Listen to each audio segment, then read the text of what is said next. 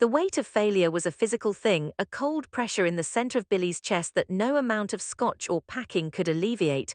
For months, Chancellor Industries hadn't just been a job, it had been a redemption arc. He had seen the future, a legacy built not on the shadow of his father's name, but on the strength of his own vision. Now that vision was a shattered glass floor at his feet. The miscommunication, the manipulation, the razor-sharp precision with which the rug had been pulled out from under him, it felt like a recurring nightmare he couldn't wake up from. He stood in the middle of his office, or what used to be his office, feeling the silence of the building pressing in. Victor had won, again. The fallout was messy, stained with the frantic adrenaline of the yacht rescue. When Billy, Diane and Kyle had pulled Jack from the brink of disaster, the relief had been so blinding that they had forgotten the most volatile piece of the puzzle, Phyllis.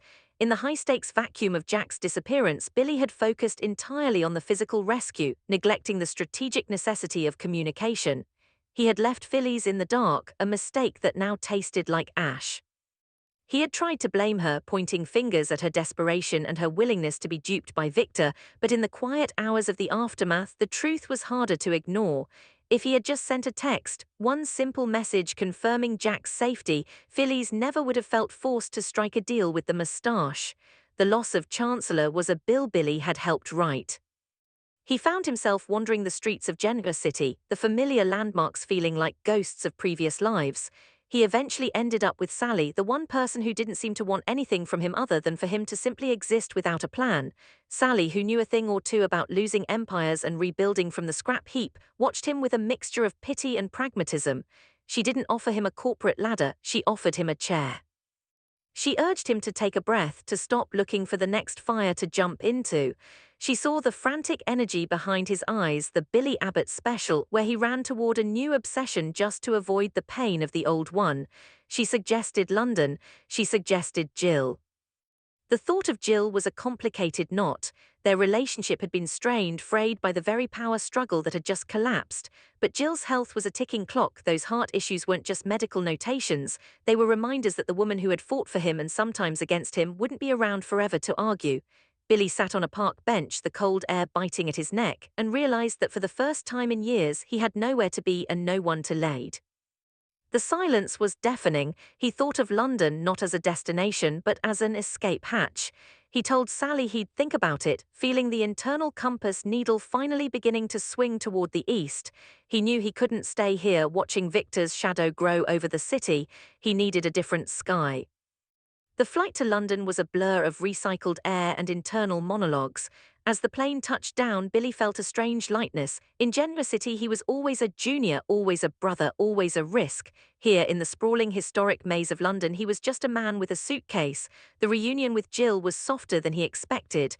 The fire was still there in her eyes, but it was tempered by the fragility of her condition. They didn't talk about corporate takeovers or the loss of Chancellor right away. They talked about the weather, the tea, and the quiet, mundane details of a life lived away from the front lines of the Abbott-Newman War. It was in these quiet moments that the epiphany began to take root. He spent his afternoons walking through the city, past the high-rises of the financial district, and into the vibrant, pulse-pounding energy of the West End. He thought about Abbott Communications and how Sally and Audra had transformed it into Spectra-Charles media. He felt a flicker of pride for them, but more importantly, he felt a lack of envy. For the first time, he didn't want to take back what was his. He wanted something that hadn't been defined yet. He found himself standing outside a club owned by Genoa Newman, watching the way the crowd moved, the way the music seemed to dictate the heartbeat of the room. It wasn't about boardrooms, it was about the experience, the atmosphere, the immediate, visceral connection of people in a space they loved. The idea started as a whisper. Why was he trying to lead a legacy when he could be creating a culture? He spent hours talking to Noah, learning the mechanics of the London scene, the logistics of the nightlife, and the thrill of a business that lived and breathed in the dark. He saw the way Noah had carved out a name for himself away from the Newman gravity well. It was a revelation. Billy realized he didn't need to be the CEO of a multinational conglomerate to be powerful. He needed to be the architect of a world people wanted to inhabit. He thought of Sienna and the plans for a new venture back in Genoa City. The pieces were starting to fit, not into the old puzzle, but into something entirely new. As his time in London drew to a close, the tension that had lived in his shoulders for decades finally dissipated. He had spent his life trying to prove he was a Chancellor or an Abbott, forgetting that he was simply Billy. He sat with Jill one last night, the two of them sharing a rare, honest peace. He told her he was ready to go home, but not to reclaim his old life. He was going back to start a new one. He had two gifts for Sally when he returned: a man who had finally made peace with his mother, and a man who had finally found a vision that didn't require someone else's permission to exist.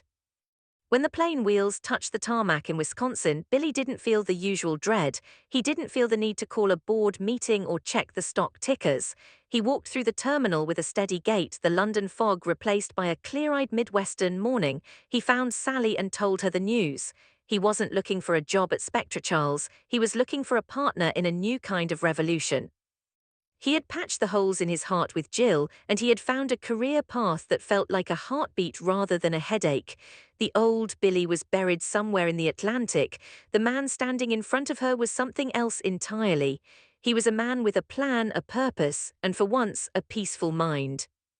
The transition from the rainy streets of London back to the crisp air of Genoa City felt less like a return and more like a debut. Billy didn't head straight to the athletic club or the Chancellor estate. Instead, he walked through the park, watching the city move with a frantic energy he no longer felt mirrored in his own pulse. He had spent years trying to outrun his reputation, but as he sat on a familiar bench, he realized that London had taught him how to simply outgrow it. His conversation with Jill had been the final anchor he needed to cut. She hadn't just given him her blessing, she had given him the realization that he didn't owe the Abbott or Chancellor names a corporate title to be worthy of them. When he finally met Sally, the air between them was charged with a different kind of electricity. She looked at him, searching for the frantic hollow-eyed man she had sent away, but she found someone grounded. Billy didn't wait for her to ask. He told her about the quiet mornings in London, the way the heart monitor's steady rhythm had realigned his own priorities, and how he and Jill had finally stopped weaponizing their expectations against one another. The reconciliation wasn't a dramatic cinematic moment. It was a quiet, firm understanding that they were both tired of fighting a war that had no winners. Then came the second surprise. Billy laid out his vision not of boardrooms and hostile takeovers, but of the vibrant, tactile world he'd seen Noah Newman and Sienna Bacall mastering. He spoke of the new club, the fusion of media, atmosphere, and human connection. He didn't want to be a CEO behind a mahogany desk. He wanted to be the architect of the city's heartbeat. He watched as Sally's skepticism melted into genuine intrigue. He wasn't asking for a seat at Spectra-Charles Media, and he wasn't trying to reclaim his old throne. He was offering a partnership of spirits, a way to integrate the media savvy of her firm with a physical space that would redefine Genoa City nightlife. For the first time in his life, Billy wasn't looking for a distraction from his demons, he was looking for a destination. The shattered dream of Chancellor Industries was now just a memory of a smaller, more restrictive version of himself. As he stood with Sally overlooking the skyline that Victor Newman thought he owned, Billy felt a surge of genuine excitement. He had no interest in Victor's games anymore. He had found a path that was entirely his own, paved with the lessons of his failures and the newfound strength of his family ties. The future wasn't something he had to chase, it was something he was finally ready to build, brick by brick, beat by beat. If you enjoy Y&R spoilers, updates, and daily drama, make sure to like, comment, and subscribe for more videos.